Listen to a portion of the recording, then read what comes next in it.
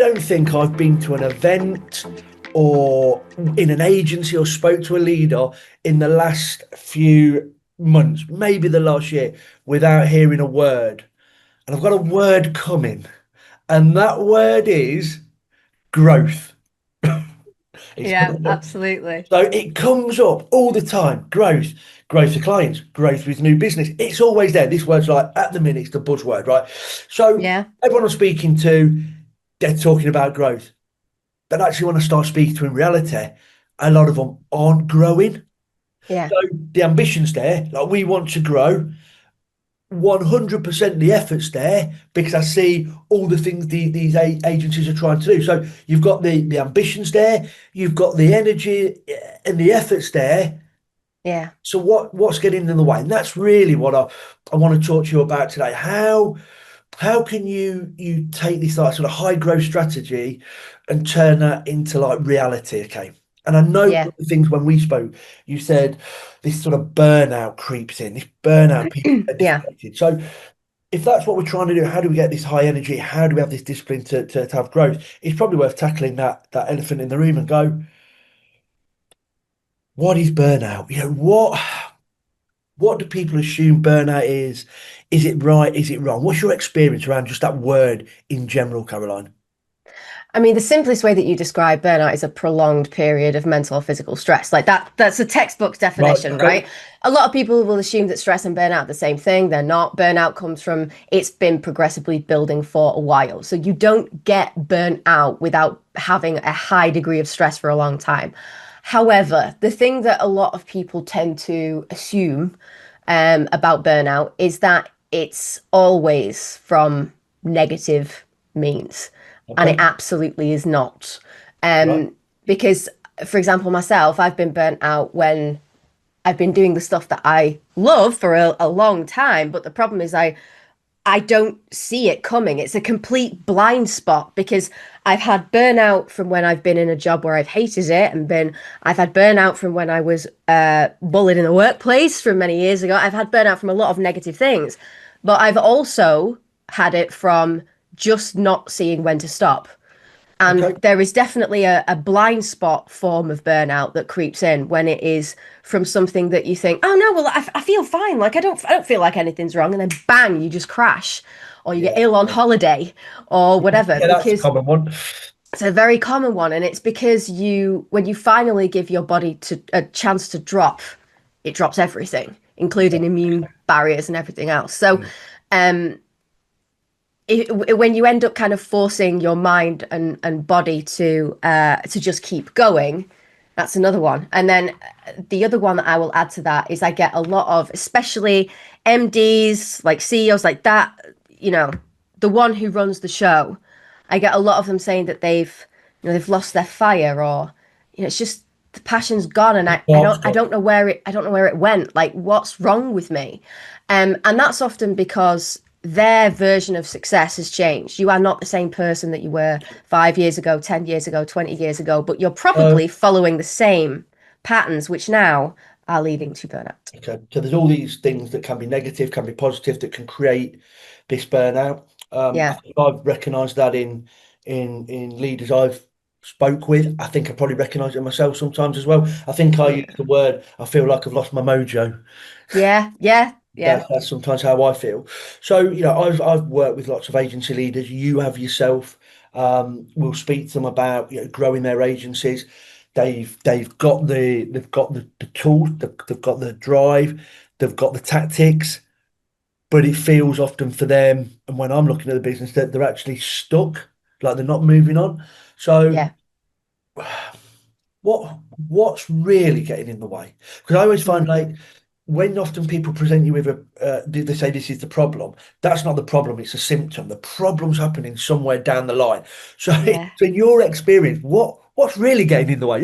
What's really making all these tactics and this energy and effort not really work? What's the real thing that's getting in the way? In the simplest, this is going to sound like a super trivialization, but I will explain it, I promise. They have all the gear and no idea. Okay. That is the simplest way that you can put it. Now, just play along with me for a minute here because everyone thinks that tactics are the way out. And when people first come towards me, That's what they ask for. We need a strategy. We need to be told what to do because what we're doing isn't working. We realize that, and we need to know which direction to go in and what to do. Um, and that's fine. But the problem is that when I first started craft, that's what I did. I was heavier consultant than I was coach because that's what I knew. That's what I was great at. And, why wouldn't I do that? But the problem was that when I started going into businesses, it wasn't a case of just, I tell you what to do and now you do it and then everything's fine and then you grow and isn't it great? It was a case of, why aren't they doing it? Why aren't you taking the action? And that is the real root cause. It's not necessarily, don't get me wrong. First of all, there might be a genuine knowledge gap there. You might not know the tactics or the systems or whatever to get you to where you want to be. But when someone like myself comes in and gives you that strategy, then you need to have somebody to still be there to hold you to account, to ask the question, okay, well, now you know what to do. So why aren't you doing it? What are you afraid of? And that is the real issue. Everybody wants growth, but nobody likes to change. We are hardwired against change. So and growth means change, which then creates a fear response. Everybody wants growth. But growth means change, and change means a threat to our internal system. Everything about change, we hate it. It's terrifying because it's outside of the norm of what we know, of what is comfortable, what has kept us alive up to this point. So you have this version of yourself that is doing all the things and having all the things and achieving the numbers that you really want. But then there's also a side to you that backs away from it and recoils in fear. And that is the real thing that is holding back growth. It is the inability of businesses to face that and to help their teams to adopt change in a way that is going to be sustainable for the long term. Not just, right, we want a big, massive action now, because that will only give you short-term results because you didn't really change the thought patterns that were going on around why all that stuff is terrifying. That makes sense? Yeah, it doesn't. And you saying that, okay, so I've said this many times. I think I've even said it on this A game. I see so many plans, right? They're the best plans in the world. And I always use this analogy that, like, I would genuinely like to look like Brad Pitt in Fight Club for my holiday this year, right? So I know I've got to eat like 1,500 calories. I know I've got to go to the gym. So I can write the plan down. It looks beautiful. The problem is the execution of it. And I Yeah, think what you've just described there, and I've always looked and gone, why do people not execute the plans? They've told them yeah, what they are. The numbers all stack up. But when I speak to them in 3 months or 6 months' time and nothing's yeah, changed, I'm always like, why haven't you executed that plan? yeah. So what you're saying is it's because it's down to the fear of change. That's why they It's don't execute it. there's two reasons. On the one hand, it's the fear of change. On the other, the gym example is such a good one because sometimes we also need to accept that what we deem as being success has changed. And sometimes businesses aren't taking the action, yes, because they're scared of taking it, because it's uncomfortable, it's unknown, and we don't like the unknown as human beings. But the other side is that they might not believe in it anymore. And that's Right. also a really horrible conversation to have with yourself, especially if you are the owner of the business. People look to you for all the answers. You're supposed to have all the answers. And what if you don't have them anymore? What if you don't believe in it anymore? What if what you want the business to be has changed? That's a really horrible conversation to just have on your own in a room somewhere. And is it that type of what you've described there? Is that then what starts that burnout type manifestation like happening because you're unsure of I don't want to have that conversation with myself. I'm now feeling that stress building up. Is that the first signs of like this burnout happening? And when that starts happening to you as a leader, Yeah. how does that because I think that starts rippling through the Oh, business. it does. So in your experience, tell me a little bit about that because like this feels like Yeah. a journey I've seen so many of like people I've spoke to over the 20 odd years going through. Yeah. How does that start then like in negative ways, like rippling through the business? And what can people do to go like, I'm recognizing this, I need to stop this? Have you got any Okay. tips or advice or Okay, so we'll start with the first bit, which is the how do we spot this in the business, yeah, okay. Yeah, brilliant. Because I mean, I think I might have broken this down at the conference as well. The way that I see a business is in three parts: the mind, body, and soul of a company. The mind is the leadership team, or if you're a smaller business, the MD. It's the decision-making center. It Yeah. is the bit that is responsible for everything that will be go forth and executed, you know?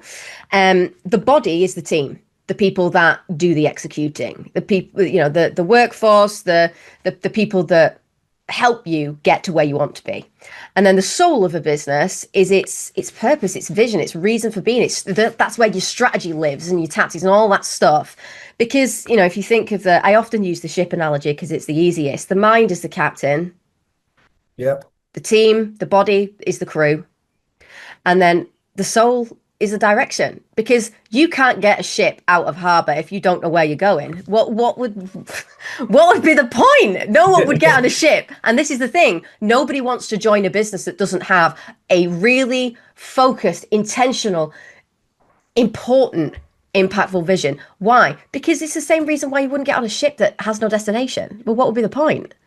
It's people need more than just, you know, money. Or that's speaking to the chimp part of your head. That's speaking to the part of you that is primitive and needs its needs met. It's Yeah. not speaking to that human part of you that wants more, whatever that is.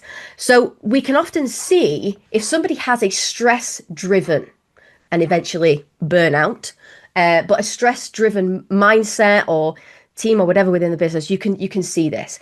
If it's going on at a leadership level, let's say it's just the MD and they have that, oh my God, I don't think I want the same things that I used to do with this business.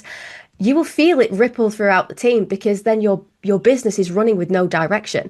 And here's the thing: change will always happen. It's just whether it's intentional or erratic. Right. So Yeah. if you end up in this state of fear, not deciding what that next step is, guess what? The business is going to do it for you. It's going to evolve, it's going to run on its own, and it's going to run out of control, because people are really the main crux of an issue with a business.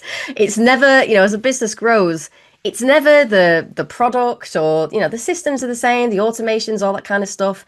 People are the problem as a business grows, and your ability to control those relationships.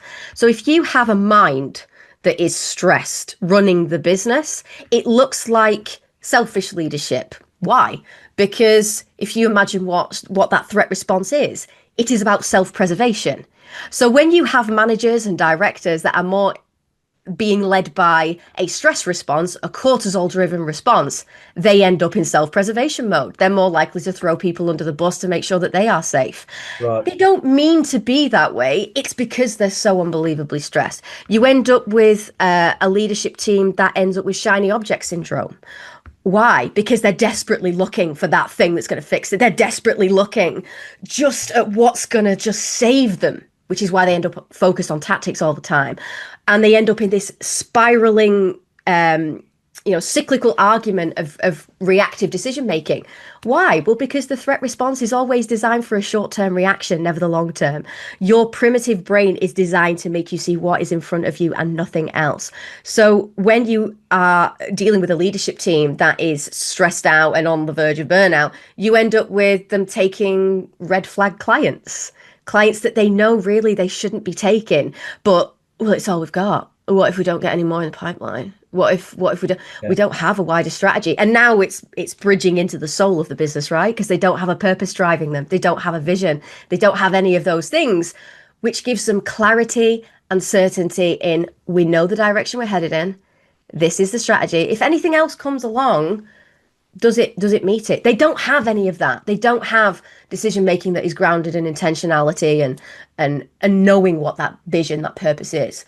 You can also see in the team. I mean, look, I've seen it all. I've seen project managers break down in tears on phone calls. I have seen MDs throw people under the bus to clients, just to keep them on board. I've seen hundreds of thousands of pounds wasted, because they were afraid to fire people.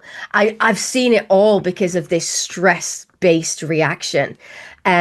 But you can always see it in the team if you've got that hero victim mentality. So if a manager, maybe it could be a project manager, it could be a director, but if they are trapped in hero mode, so they want to fix everything. Problem comes towards them, I'll just fix it. Problem comes towards, oh, I'll take care of it. Problem comes towards them, oh, I'll deal with it.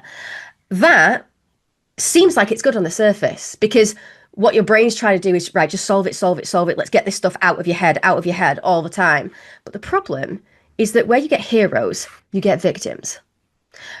Where you get heroes that want to fix everything, you get a team that can't fix anything for themselves.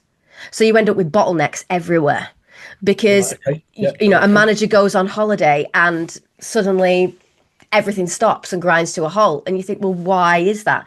So you end up in this horrible situation where you've got a team that isn't empowered to do anything and so can never really progress. And then you've got managers that can't delegate because they're so afraid of, well, what if they don't do as good a job as me?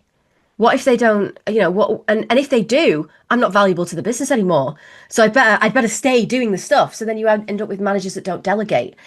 All of these things are destining you for burnout and for a lack of growth. And it comes from that fear response that is not being tackled around change. Now, what you can do to tackle it is a few things that you can do. First of all, you've got to replace your heroes with coaches. A lot of managers aren't trained in how to actually lead. Yeah. They are great at a certain thing. They get promoted based on that. They become a manager and now they don't get to do any of the stuff that made them great in the first place. They feel massive imposter syndrome and now they have to do a job that they're not trained for. So if you teach and support and build up your management team, they can be your best advocates for making sure that the vision and mission and things like that are communicated. So now we're into that. Well, how do we do that? You have got to sit down with your team.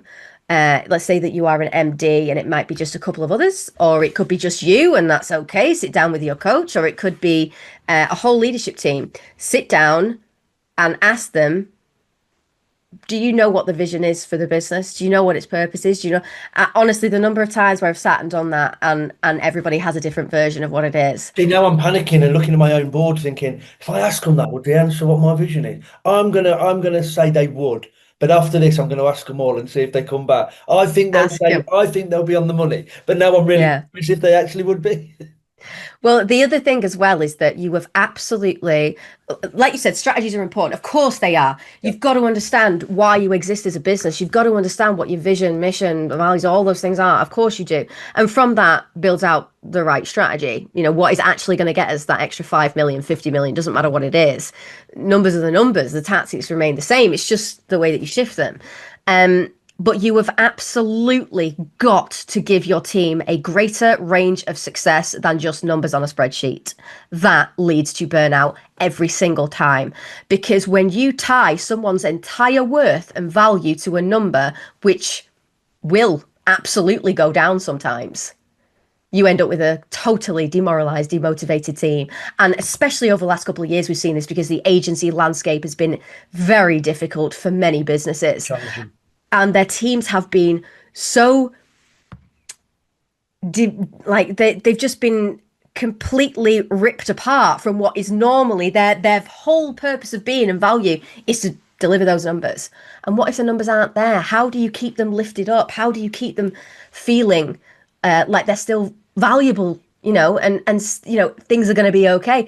Well, if your only metric of success is numbers on a spreadsheet, they're never going to feel that way. You must give them a greater range of success. And especially when things are difficult, focus on, well, what other things have we done that are successful this month? Something like that. You would be amazed at the turnaround, especially when things are bad. It is so important that you do that. I cannot stress that enough. So recognize and celebrate the wins, whatever they are, basically.